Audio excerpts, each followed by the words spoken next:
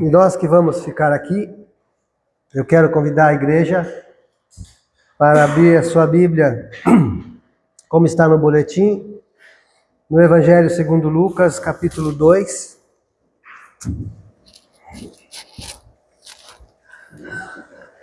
Nós vamos fazer a leitura do versículo 36 até o 40.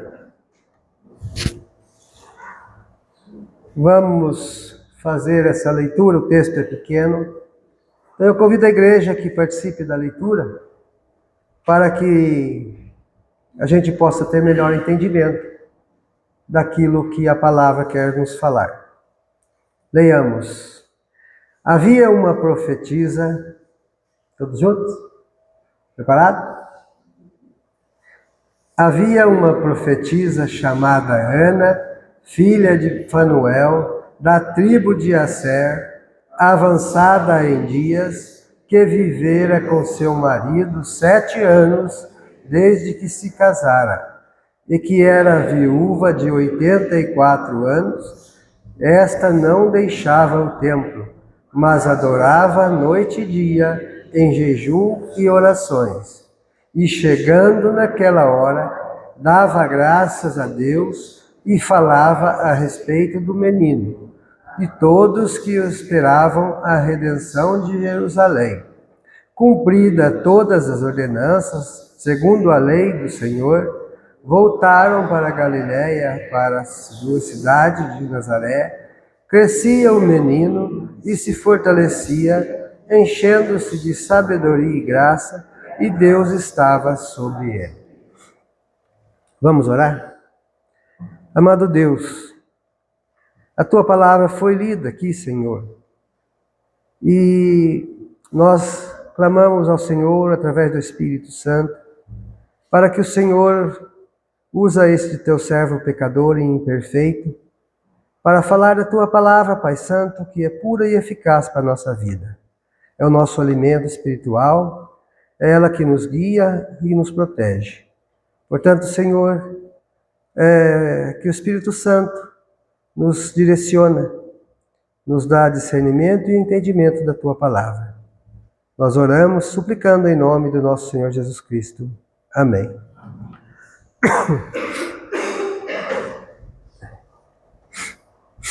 É interessante que há pequenos textos na Bíblia que falam muito para nós. Há personagens na Bíblia que aparecem em 2 ou 3 versículos, mas que a sua trajetória, a sua história de vida, ela pode escrever um livro, um enorme livro. E aqui nós podemos ver que em 3 versículos, pelo menos, nós vemos resumidamente a história de Ana. Uma personagem bíblica que viveu a sua vida dedicada ao templo e de oração.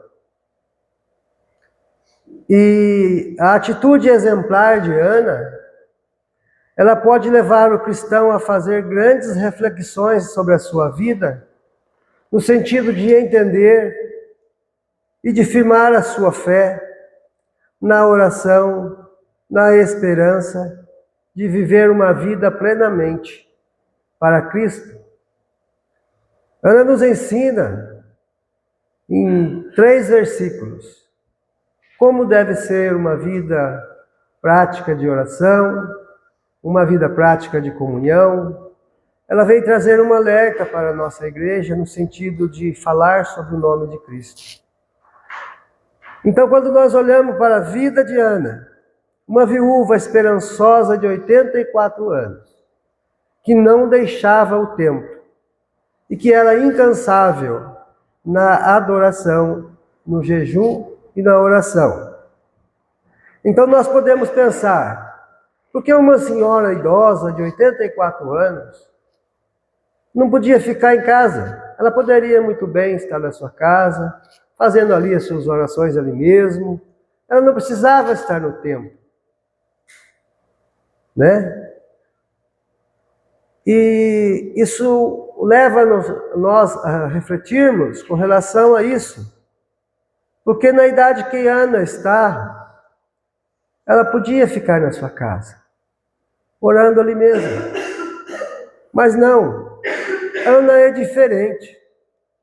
Ana é uma mulher que entendeu que ninguém vive sem a oração. Que a oração, ela é o caminho que nos leva a Deus. A oração é a luz que guia o nosso caminho até o Senhor. É o nosso meio de comunicação. É o nosso meio de falar com Cristo. Então Ana era diferente das outras mulheres. Ana era diferente, porque ela tinha o dom de dobrar o seu joelho toda noite, todo dia, incansavelmente, e anunciar o menino, aquele que ia nascer. Então, em meio ao silêncio espiritual de Israel naquela época, ela se tornou uma voz de perseverança, uma mulher cheia de esperança. Ana era testemunha fiel de Deus. Ela se tornou uma testemunha fiel de Jesus Cristo. Num tempo em que as autoridades estavam enfurecidas por causa do nascimento desse menino, ela estava lá, no templo, anunciando que esse menino ia nascer e que esse menino iria chegar. Incansavelmente, ela estava ali. Então vamos aprender com Ana o que significa esperar no Senhor. O que significa adorar e testemunhar a presença do Senhor na nossa vida. E para isso, não importa a nossa idade. Ana tinha 84 anos. Não importa a idade, não importa a sua situação social, não importa o quão rico você é, ou quão pobre você é. O que importa aqui é a atitude, é o ato de querer, de desejar falar com Deus. Essa é a importância. E isso Ana vem mostrar para nós.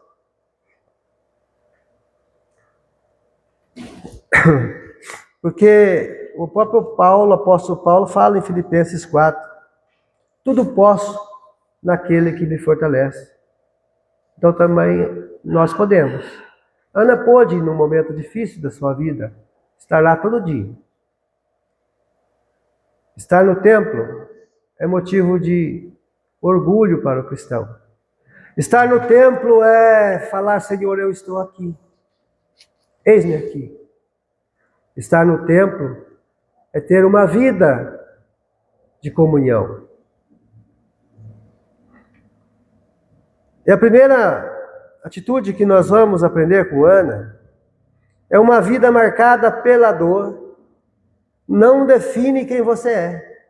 Ana nos ensina que uma vida sofrida, uma vida marcada, uma vida judiada, ela não pode definir lá na frente quem você vai ser ou quem você é. Ana, ela nos ensina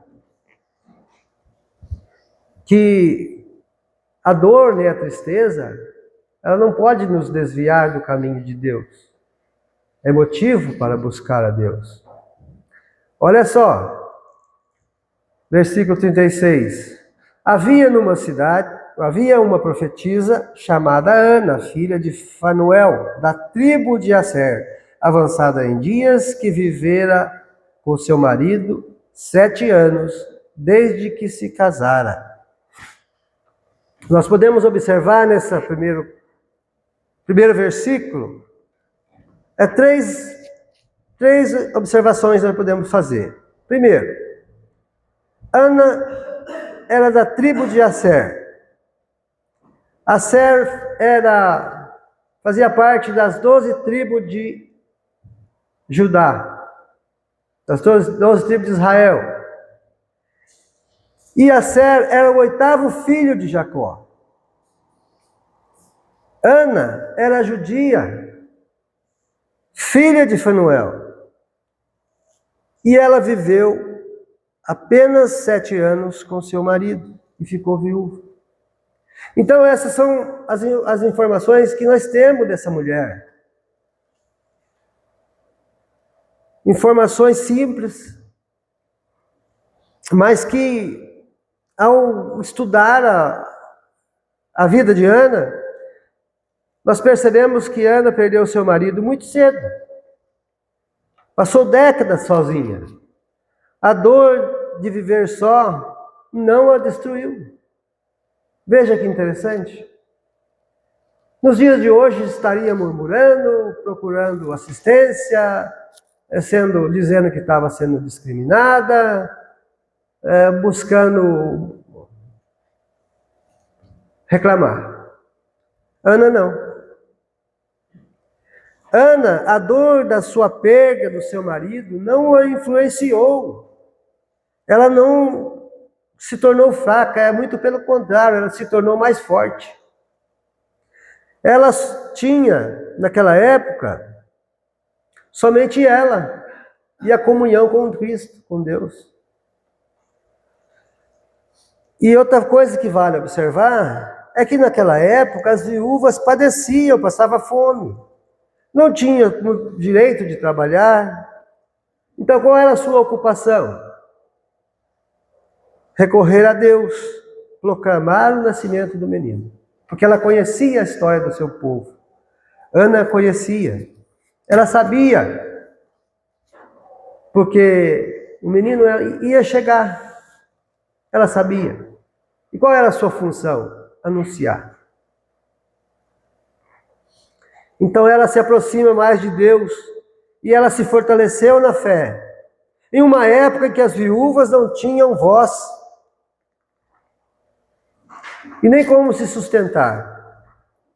Ela se apegou a Deus, se fortaleceu ainda mais na fé e na esperança do Salvador que estava para chegar. É importante observar aqui que a história de Ana não está apegada no que ela perdeu. Ana se apega no Deus que ela confia. Ela poderia se apegar lá e ficar quietinha, encruada da sua casa, como eu disse anteriormente. Mas não. Ela era firme nas suas convicções, na sua crença. Ela tinha um objetivo na vida. Ela sabia quem ela estava anunciando. Então é importante observar que esses pequenos versículos aqui, ela conta uma história enorme, maravilhosa, de uma senhora idosa, sofrida, que vem trazer a luz para aquele povo, o nosso Redentor e Salvador.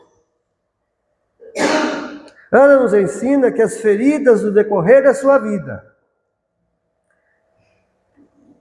ou seja, no decorrer da nossa vida, podem nos aprisionar. Ana ensina para nós que nessa caminhada cristã, algo de errado que não dá certo, um problema de trabalho, ou de negócios, ou uma compra ou venda, alguma coisa que não dá errado, que não dá certo, isso pode aprisionar o cristão. Mas Ana não. Ela vem nos trazer isso nesse ensinamento, que no momento de amargura, no coração e na alma, às vezes nós se prendemos nisso. Ana traz uma mensagem de libertação. A mensagem do Redentor, do nascimento do menino, do Messias prometido. Ela não se retrai, ela não se recolhe. E muitas vezes nós achamos difícil estar aqui. É lamentável que muitas pessoas acham que não precisa estar no templo. Mas é bom perceber uma coisa, que o templo é a parede e a igreja somos nós. Se você não está aqui, você provavelmente está fazendo falta, porque você, cristão, faz parte do corpo. Então Ana não, ela não se prendeu, naquilo que podia amarrar a sua vida. Ela estava no templo, orando dia e noite. Mas nós temos a mania de se apegar em coisas também. Nós temos a mania de se apegar em coisas que não vai acrescentar nada na nossa vida. É ou não é? Muitas vezes nós apegamos em coisas que lá no céu não vai entrar. Nós apegamos em coisas, objetos, a alguns vícios. No céu não vai ter espaço para isso. Lá vai ter espaço para adoração. É isso que Ana vem nos ensinar.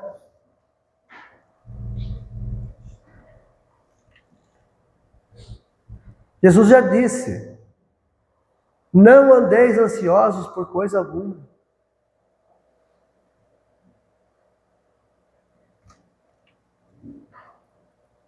O objetivo de Ana era olhar para Cristo. E o objetivo maior da igreja é olhar para Cristo. Falar com Cristo. E você só pode falar com Cristo através da oração. Então Ana vem nos ensinar esse caminho. Olha só aqui, no versículo 2, o cântico de Salomão. Salomão muitas vezes se encontrou com Ana no templo. Ana não saía do templo. Simeão também era um homem de fé que vivia no templo. E ele também aguardava a chegada do menino. Vamos ler só para a gente conferir. Havia em Jerusalém um homem chamado Simeão, homem este justo e piedoso, que esperava a consolação de Israel. E o Espírito Santo estava sobre ele.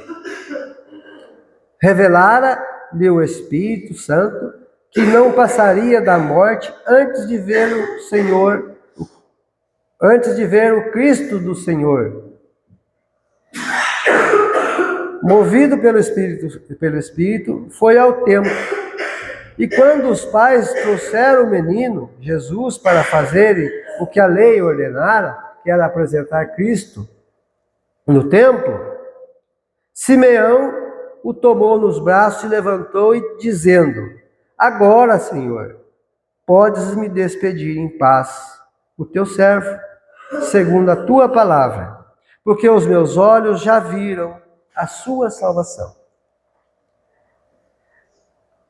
É maravilhoso esse texto. Por quê? Porque ele vem indicar, fazer uma indicação, fazer uma observação para nós, para mim, para você, para quem está ouvindo. E essa observação que Simeão faz, ele diz para Deus: Senhor, tu já podes me chamar, eu já posso morrer em paz, eu vi o menino, eu vi o Redentor. E o que ele vem dizer para nós é o seguinte: meu irmão, meu filho, não morra sem conhecer Jesus. Essa é um contexto mais propício que Simeão vem falar. Eu já conheci o Cristo, o Salvador, mas ele vem falar para nós: eu já posso morrer em paz. E você? Não morra sem conhecer o Salvador. Não morra sem conhecer Cristo. É importante a gente observar isso. Às vezes até pode soar meio estranho, mas é verdade. Muitas pessoas morrem sem conhecer Jesus Cristo. E o que é pior, às vezes é da nossa roda de família, nossos amigos. Aí você vai pensar assim: e quando eu morrer?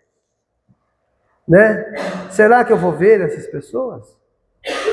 Mas ele morreu sem Cristo, sem conhecer a Cristo. Não vai.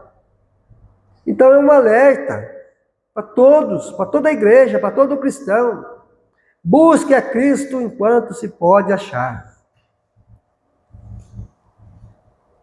Versículo 37 ainda, que é a continuação do versículo 36. Ana não deixava o templo, diz aqui, mas adorava noite e dia. Ela consagrou a sua vida no altar de Deus e permaneceu fiel. Essa é a vida do crente. Se consagrar a Deus a sua vida e permanecer fiel. Veja que Ana não se afastava do templo, como é de costume de alguns, diz a palavra do Senhor. A Bíblia diz isso.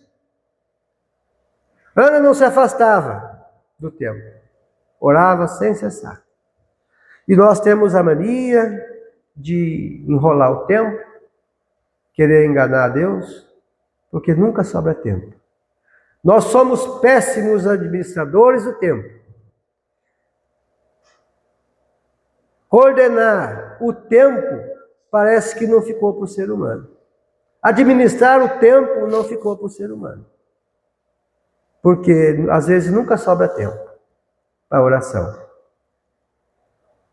Ana não. Ela definiu a sua vida com esse perfil.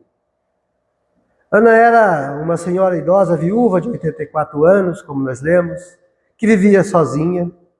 A vida já tinha lhe dado muitas chicotadas, porque ela casou jovem, provavelmente com seus 15, 16 anos, aos 20 e poucos anos ficou viúva e não mais se casou. A vida já deveria tê-la judiado muito dessa mulher, dessa senhora agora. Mas ela não se ofendeu com a vida, ela não se machucou com a dor. Ela não murmurava, ela simplesmente orava. Provavelmente essa senhora já estava cansada também, mas ela orava. Ela estava lá, orando e anunciando aquilo que a oração, que o Espírito lhe revelava, que estava vindo, ia nascer. Gente, ela falava, olha, vai nascer um menino, o resgatador de Israel, vai nascer. Fiquem ligados, fiquem atentos. Era isso que Ana falava.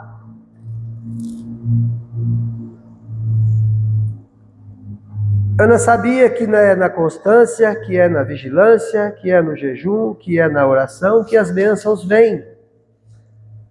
Ana tinha essa visão do Salvador da sua vida. Por isso ela era chamada de profetisa, como diz o versículo 36. Era resultado das suas orações. Porque ela via, ela conhecia a história de Israel. Então ela anunciava.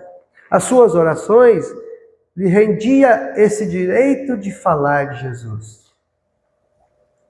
E ela falava. E é uma lição de vida para nós, porque a gente, no mundo de hoje, a gente não vê mais pessoas assim. Se nós dependêssemos das orações de todas as senhorinhas, muitos se perderiam no meio do caminho, porque nós vivemos num mundo onde, quando os mais jovens chegarem à idade dessa senhora, ainda talvez não conhecerão a Cristo, porque a maioria não falam de Cristo. As famílias não falam de Cristo. A igreja não proclama Cristo. E é importante observar que nesse mundo de provações, como disse Jesus, nós devemos suportar em tentação e dores e anunciar o nome de nosso Salvador. Assim como Ana, devemos ter uma vida entregue na perseverança de Deus, não só para a nossa vida, mas para a vida de toda a nossa família. Nós não devemos orar somente para alimentar o nosso ego, para alimentar a nossa vida espiritual. Nós devemos colocar o nosso país, a nossa cidade, os nossos irmãos enfermos, os nossos amigos, os nossos filhos, os nossos netos. Tem uma lista enorme, gente. Basta querer. A lista é grande. Jesus disse que muitos serão chamados, mas poucos serão salvos. Ana traz essa ideia. Muitos ali que ouviram, talvez, passando, nem deu bola. Ela falava, vai nascer o menino. Lá em Belém, vai nascer o menino. E Ana estava ali no templo, falando sobre ele. E nós sabemos que estamos caminhando nessa vida, e nós sabemos que esse menino que morreu, ressuscitou, subiu aos céus, está sentado à direita de Deus Pai, ele vai voltar. Ele não está morto, ele vai voltar. E nós devemos falar para esse povo: Jesus vai voltar para resgatar a igreja dele, a igreja fiel dele, o cristão fiel dele, que já é dele. Então, se Ana falou, ele virá, nós devemos falar, ele voltará. E não custa nada para nós. Não vai custar nada. O teólogo reverendo Hernandes Dias Lopes, ele faz uma tremenda de uma fala com relação a isso. Ele fala sobre o desafio para a igreja dos nossos dias. Os crentes hoje precisam levantar em jejum e oração, porque os dias são maus. E o tempo está próximo. A igreja, Hernandes Dias fala, a igreja precisa sucumbir, levantar a voz.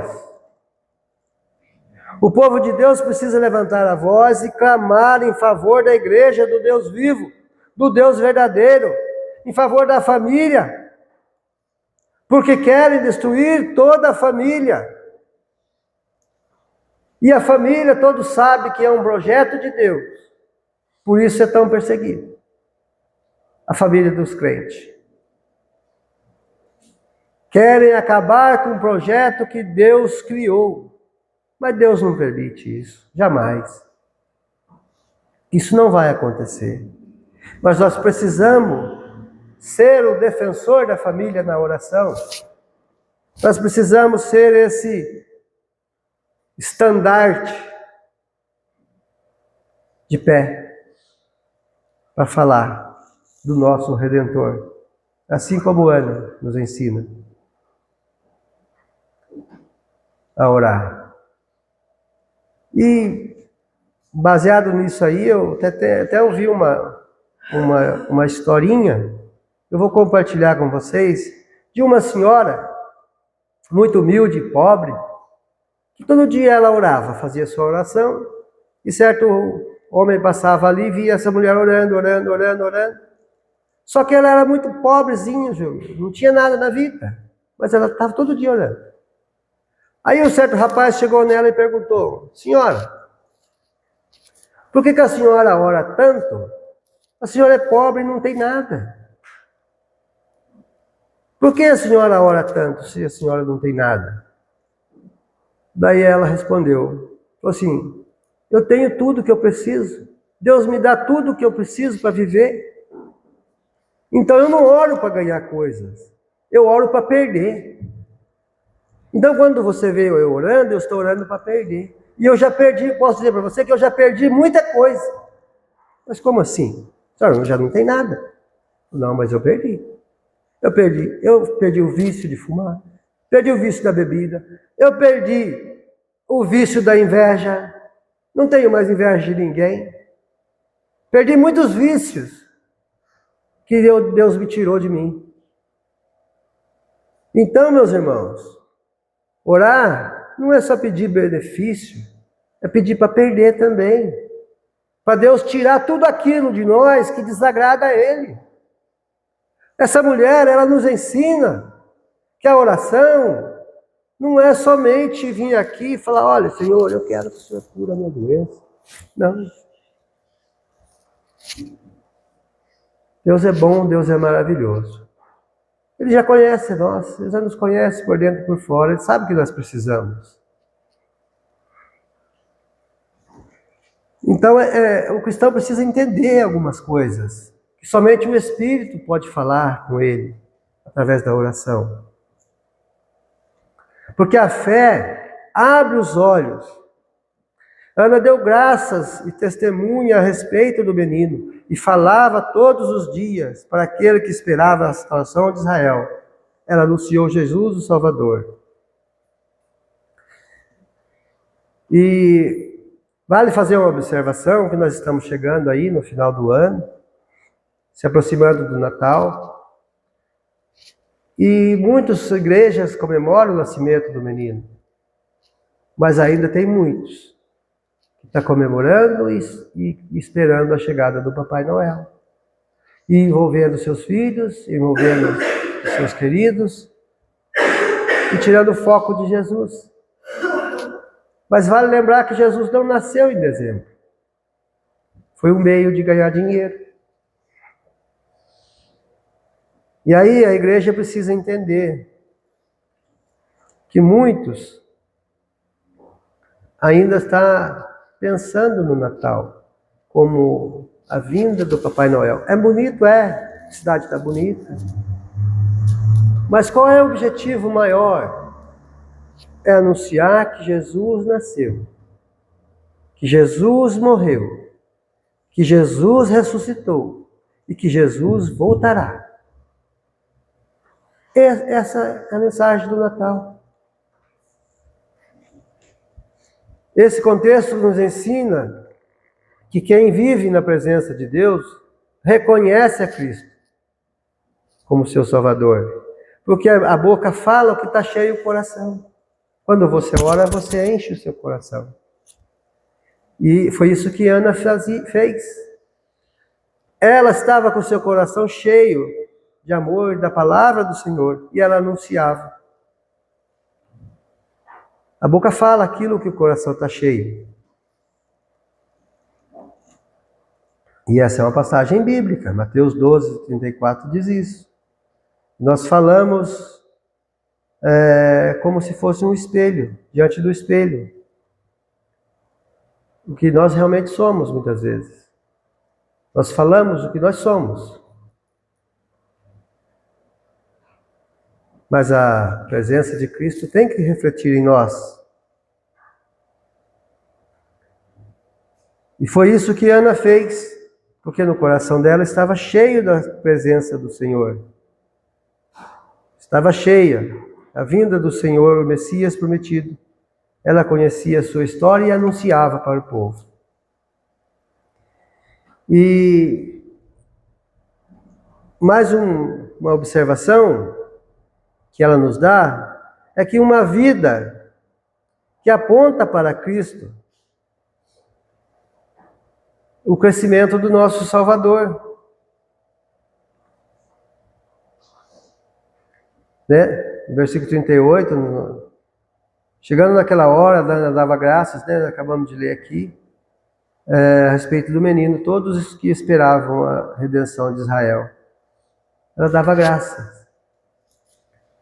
E aí no versículo 39, um tempo depois, o texto relata aqui que, cumpridas todas as ordenanças, segundo a lei do Senhor, eles voltaram para a Galiléia, para a sua cidade de Nazaré.